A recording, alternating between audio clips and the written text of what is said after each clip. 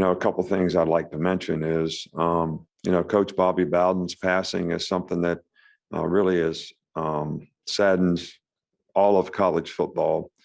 This guy was probably the greatest ambassador, at least in my view, or one of the great ambassadors of all time, because he coached. He had success coaching, but he was also one of the greatest people and set an outstanding example for everyone in our profession in terms of you don't have to dislike somebody, you don't have to discredit somebody that you're competing against. That your example of being a good person is something that can help us all professionally.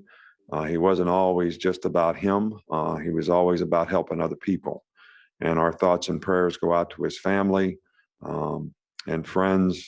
This is a very sad time for all of us, but Coach Bowden leaves a legacy that a lot of us can continue to learn from and grow from, and something that will never be forgotten. So really sorry for him and his family, and our thoughts and prayers are with them. I think everybody knows this story, but I think it's still worth telling, because there's not very many people in the world that would have that kind of compassion for somebody else.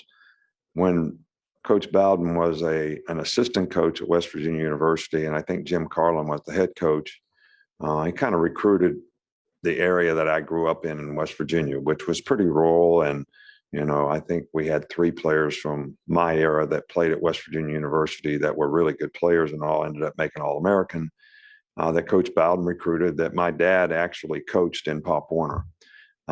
So they knew each other much better than I knew Coach Bowden as a high school player growing up. But my first year of being a graduate assistant, when my father passed away, and I was at Kent State being a graduate assistant for Don James. And, one day the phone rings and it's Coach Bowden, and he says, "I know your father passed away. I know your mom might be struggling.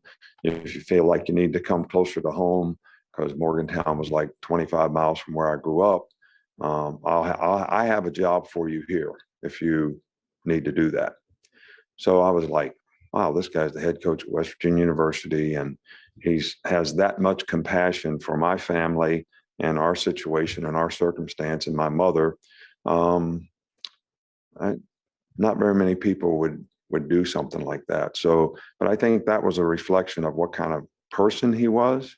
I've always tried to emulate Coach Bowden in terms of the class that he represented his organization with. Seldom said a bad word about anybody. Was always very kind and upbeat to everybody that he ever met, and was always that way with me. And I would talk to him on occasion about